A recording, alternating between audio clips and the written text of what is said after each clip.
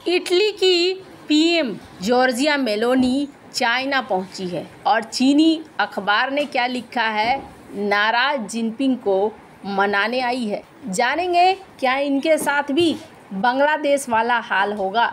वहीं दूसरी तरफ भारत ऐसा कौन सा हथियार बना रहा है जो अमेरिका से भी ज़्यादा शक्तिशाली होने वाला है। जियोपॉलिटिक्स में बहुत कुछ चल रहा है, हमेशा की तरह जानने को मिलेगा बहुत कुछ। आइए जानते हैं इन खबरों को विस्तार से। इटली की प्रधानमंत्री जॉर्जिया मेलोनी 5 दिन के दौरे पर शनिवार शाम को बीजिंग पहुंची हैं। ये उनकी पहली चीन यात्रा है। अपनी 5 दिन के दौरे पर मेलोनी सोमवार को राष्ट्रपति शी जिनपिंग और प्रधानमंत्री ली कियांग से मिलेंगी। पीएम मेलोनी चीनी नेताओं से दोनों देशों के बीच बिजनेस को बढ़ावा देने और यूक्रेन में युद्ध को खत्म करने जैसे मुद्दों को लेकर बात कर सकती है। इटली चीन की बेल्ट एंड रोड इनिशिएटिव से साल 2019 में जुड़ा था। ऐसा करने वाला G7 का एकमात्र देश था। इस प्रोजेक्ट से जुड़ने के बाद अमेरिका और पश्चिमी देशों ने इटली की आलोचना की थी और कहा था कि चीन उसे इस प्रोजेक्ट के जरिए कर्ज के जाल में फंसाना चाहता है। फिर प्रधानमंत्री बनने के बाद मेलोनी ने दिसंबर 2023 में BRI से अलग होने का फैसला किया था। इटली पीएम ने आरोप लगाया था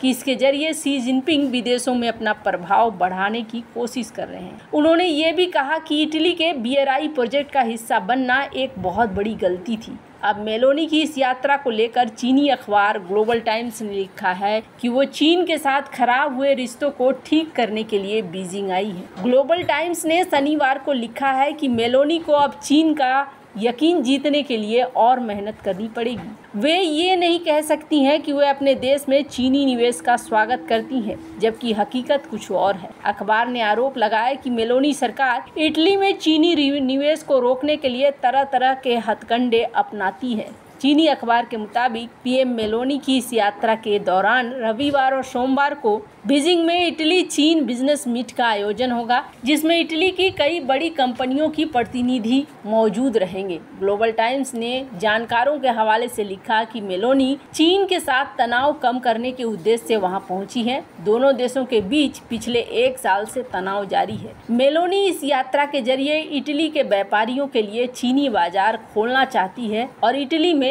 चीनी निवेश ले जाना चाहती है। चीन की अंग्रेजी वेबसाइट चाइना डेली लिखती है कि फ्रांस और जर्मनी जैसे बड़े यूरोपीय देशों में राजनीतिक संकट पैदा हो गया है। इस वजह से यूरोपीय यूनियन में इटली का प्रभाव बहुत बढ़ गया है। मेलोनी की ये यात्रा चीन के साथ यूरोपीय यूनियन के संबंधों के लिए अहम साबित हो सकता है। चाइना डेली ने आगे लिखा है कि इटली इस समय G7 की अध्यक्षता कर रहा है। ऐसे में वो पश्चिमी देशों और चीन के बीच बेहतर कम्युनिकेशन का काम भी कर सकता है। अखबार ने लिखा है कि चीन इटली और चीन EU संबंध मेलोनी जैसी बड़ी यूरोपीय नेताओं की पसंद पर निर्भर करेगा। 18 जुलाई 2024 को यूरोपीय यूनियन की अध्यक्ष उर्सुला वॉन डेर लेयन के फिर से चुने जाने के बाद से किसी यूरोपीय नेता की ये पहली चीन यात्रा होगी। फिलहाल यूरोपीय यूनियन के इलेक्ट्रिक गाड़ियों में टैरिफ लगाने के कारण चीन के साथ उसके संबंध तनावपूर्ण हो गए हैं। इटली यूरोपीय यूनियन में चीन का चौथा सबसे बड़ा बिजनेस पार्टनर है।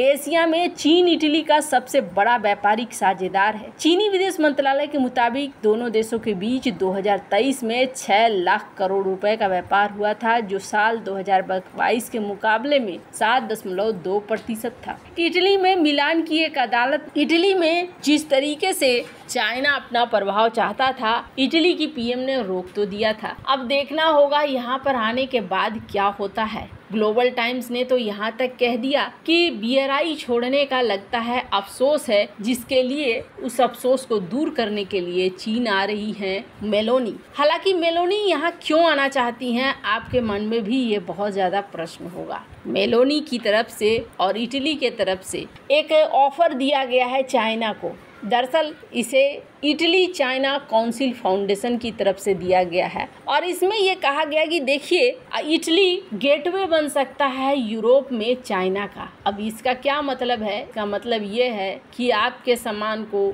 बेचा जा सकता है। इलेक्ट्रिक व्हीकल, बहुत सारी चीजें हैं जिसको किया जा सकता है। फिर सवाल ये उठता है कि इतना ज़्यादा, बहुत ज़्यादा आक्रामक होने के बाद मेलोनी आखिरकार क्यों गई हैं चाइना, वो भी 5 दिन की यात्रा पर। हालांकि ये जो यात्रा होने वाली है बहुत महत्वपूर्ण होने वाली है और देखना होगा, क्योंकि स्वागत उस तरीके से हुआ नहीं है। पर यहाँ पर माना जा रहा है इटली की एकमात्र वजह यह है कि इटली आगे निकलना चाहता है अर्थव्यवस्था के मामले में और जर्मनी को ये क्रॉस करना चाहता है। स्क्रीन पर एक आर्टिकल देखिए और ये बढ़ भी रहा है। ऐसे में ये अपने व्यापार को कहीं भी रोकना नहीं चाहता है, व्यापार की ग्रोथ रेट को बनाए रखना चाहता है। अब आने वाले समय में पता चलेगा क्या चाइना सचमुच में रिस्पॉन्स देता है या नहीं देता है, या बांग्लादेश की पीएम की तरह इटली की पीएम के साथ भी होता है चाइना में। जहां एक तरफ ये सब कुछ चल रहा है तो वहीं दूसरी तरफ आखिरकार डीआरडीओ ऐसा क्या बना रहा है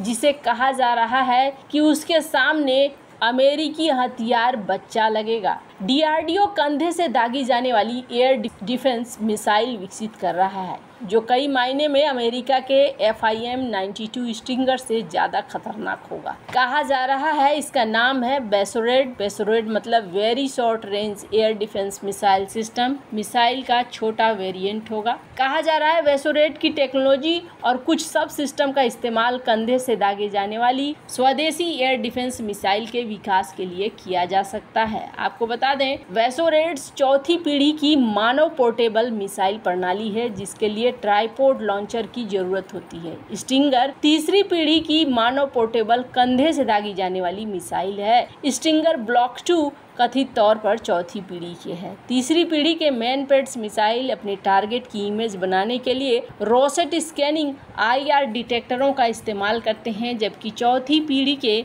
मैन पेड्स टारगेट की IR छवि बनाने के लिए इमेजिंग इंफ्रारेड सेंसर्स का इस्तेमाल करते हैं, जिससे इनकी सटीकता और भी ज़्यादा बढ़ जाती है। डीआरडीओ वेसोरेट्स मिसाइल्स एक छोटा और हल्का वेरिएंट विकसित करने का इरादा रखता है जिसे कंधे से लॉन्च किया जा सकता है। यही वजह है कि वेसोरेट्स मिसाइल में अमेरिकी स्टिंगर मिसाइल की तुलना में बेहतर सीकर, लंबी दूरी और बेहतर गतिशीलता है। इसीलिए वेसोरेट का कंधे से फायर किए जाने वाला वेरिएंट स्टिंगर से बेहतर प्रदर्शन करेगा, क्योंकि इसमें बेसलाइन वेरिएंट जैसी ही टेक्नोलॉजी शामिल की गई है। डीआरडीओ के वेसोरेट के इफेक्टिव रेंज 6 किलोमीटर है। इसमें इमेजिंग इंफ्रारेड होमिंग सिस्टम है। IIR सीकर अमेरिकी स्टिंगर मिसाइल पर लगे तीसरी पीढ़ी के IR सीकर की तुलना में ज़्यादा एडवांस और सक्षम है। एक IR सीकर किसी उष्मा स्रोत का पता लगाने, उसे ट्रैक करने के अलावा उसकी तस्वीर भी बना सकता है।